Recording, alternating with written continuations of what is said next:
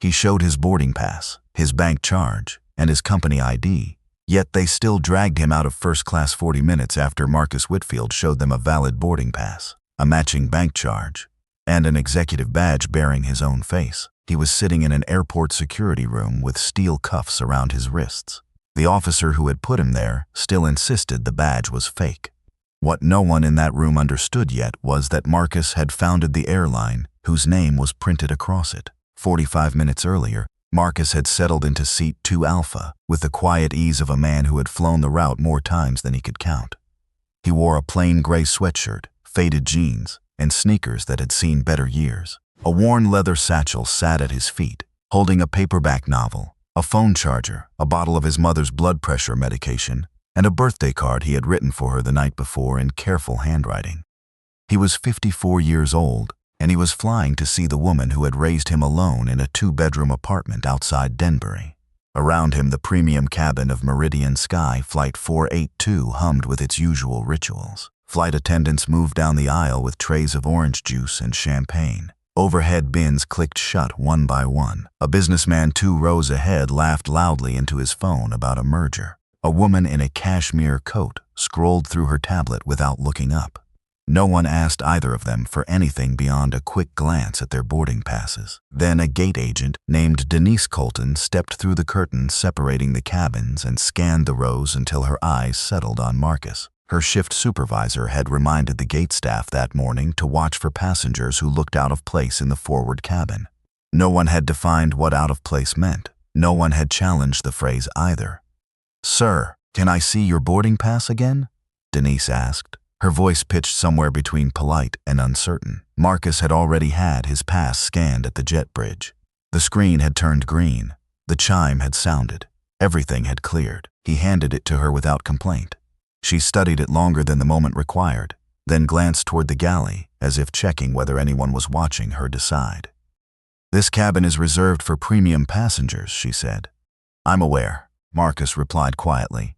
"That's my seat, 2 Alpha. I just want to confirm this ticket is actually yours." He noticed the businessman with the phone had not been asked to confirm anything. Neither had the woman in cashmere. Neither had the older couple by the window, who had boarded with matching hard-shell suitcases and one folded first-class boarding pass between them. Only Marcus was being asked to prove again what a green light had already confirmed. Inside his satchel, wrapped in a soft cloth beside his mother's medication, was a laminated badge. He had not touched it in months. It read Meridian Sky Holdings, Executive Access, in raised silver lettering beneath his photograph. He did not reach for it. He wanted, for one flight, to be an ordinary passenger going to see his mother. Denise asked for his government identification next. Marcus produced his driver's license. The name matched the boarding pass exactly. The photograph was unmistakably his face. She turned the license over twice beneath the cabin light. "The reservation looks unusual," she said at last. "Can you tell me who booked this flight?" "I booked it myself," Marcus answered. "Same as I do every month." 2 rows behind him, a man named Walter Halloway lowered his newspaper and watched with a flicker of unease he did not yet act on. Across the aisle, a young woman named Teresa Yoon quietly lifted her phone and began recording, angling it low against her knee. Denise excused herself and stepped toward the galley, murmuring into her radio. Within minutes, a heavy-set man in a dark blazer marked Bastion Aviation Security walked through the cabin door. His name was Roger Vance. He had spent 11 years working airport contracts without a single formal reprimand on his file. 3 passengers had filed complaints against him during that time. Each complaint had been closed quietly. "Sir, I need you to step into the aisle," Vance said. "I'd like to know why," Marcus answered, still seated and still calm. "You're being uncooperative." "I haven't moved from my seat since I boarded." Vance leaned closer.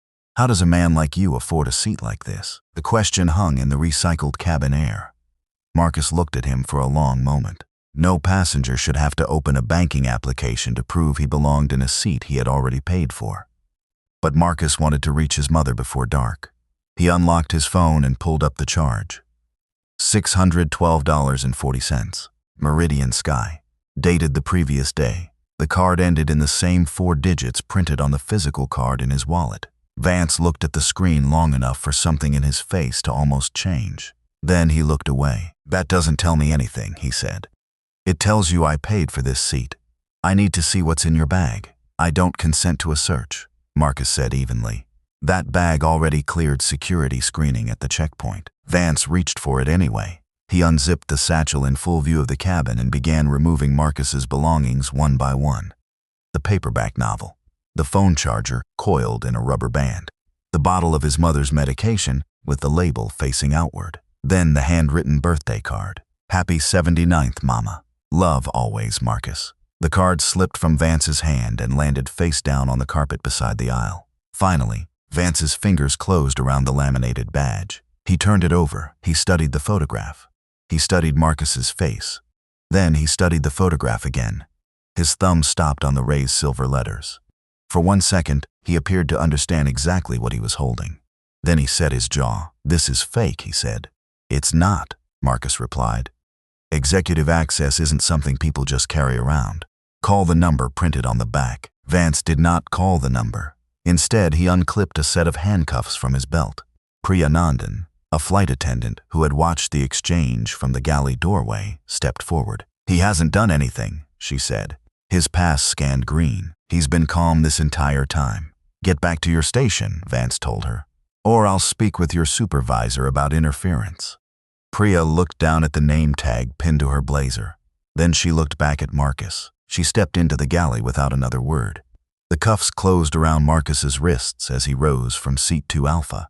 I am not resisting, he said clearly, loud enough for the surrounding rows to hear. I want that on the record. I am not resisting. His shoulder caught the edge of the seat back as Vance forced him into the aisle. One sneaker slipped halfway off his heel. The birthday card remained on the floor. In the shuffle of feet, the edge of Vance's boot came down on it, leaving a black scuff across Marcus's mother's name. A child in row 4 asked her father why the man was being hurt. Her father did not answer. Teresa kept recording. Walter rose halfway from his seat, glanced at Vance, and slowly sat back down. Marcus was marched up the jet bridge in handcuffs. Gate agents looked away. Passengers did the same. Inside the security office, Marcus asked for one phone call. It was granted. He called his general counsel, Rosalind Ferrer, and kept his voice level. I'm at Harlow International, Gate C14, Flight 482, he said.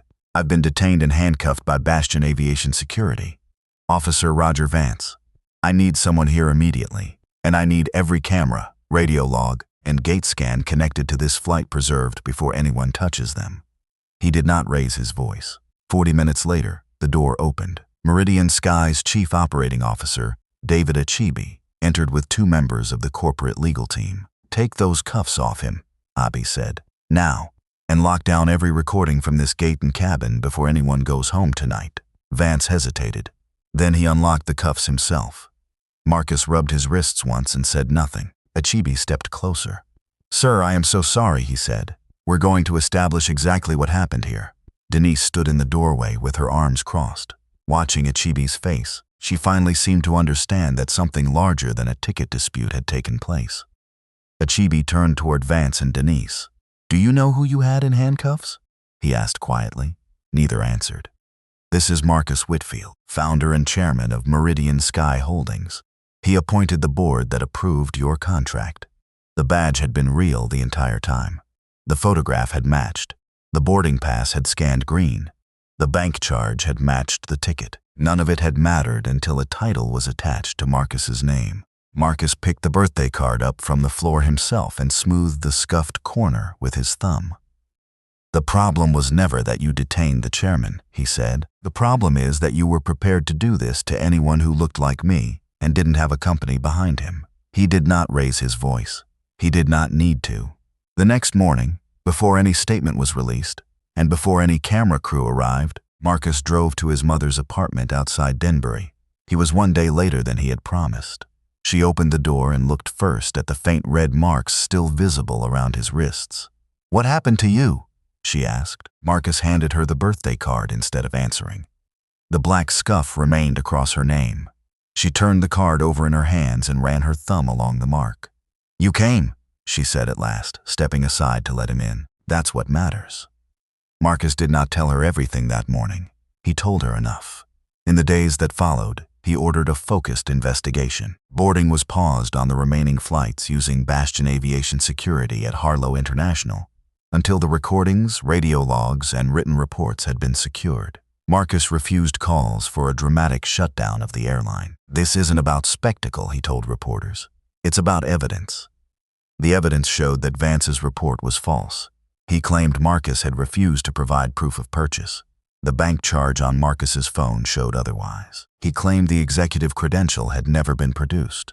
The cabin footage showed him holding it and reading it.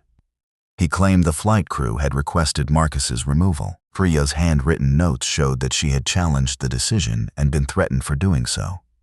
The following morning, Bastion's regional manager placed a revised statement in front of her.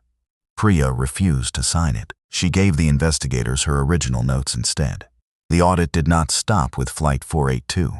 Investigators found 14 removals from premium cabins over the previous 3 years. 9 of the passengers removed had been Black or Latino. One name appeared repeatedly in the older complaint files.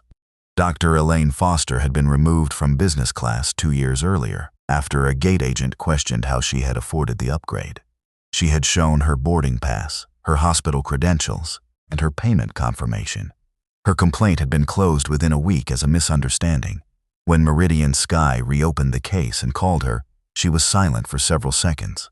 "I stopped flying business class after that," she said. "I told myself it wasn't worth being questioned again." Marcus listened to the recording of her statement twice. At a closed meeting with the board, he refused to present himself as separate from the failure. The pattern had existed during his leadership. The warnings had been buried inside contractor renewals, compliance files, and emails no senior executive had opened.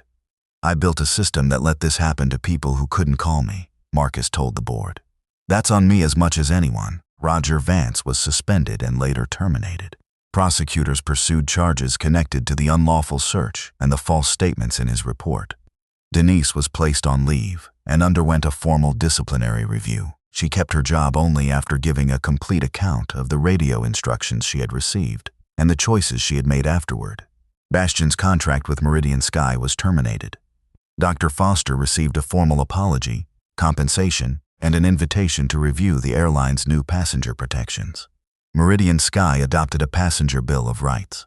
A seated passenger could no longer be removed without a specific security reason and approval from a supervisor outside the contractor's chain of command. Passengers had the right to request a written explanation for removal. They also had the explicit right to record interactions with security personnel. Demanding access to a passenger's personal banking information was prohibited. Crew members who challenged a security decision in good faith were protected from retaliation. Priya later helped lead the first training session under the new policy. She stood before a room of flight attendants and told them she had once stepped backward when someone needed her to remain standing. "The policy exists," she said, "so no one has to make that choice alone again." 8 months later, Marcus flew the same route. He wore the same kind of plain sweatshirt and carried a different paperback. Near the premium cabin door, an older passenger fumbled with an expired paper printout. A young gate agent checked the electronic system. The ticket was valid. She smiled, handed the printout back, and let the passenger board without a single additional demand. Marcus watched from 3 rows behind. He said nothing. He let the moment pass exactly as it should have. In his office, framed simply behind glass, hung the birthday card his mother had received 1 day late. The black scuff remained across her name. "This is a fictional story created for storytelling purposes,"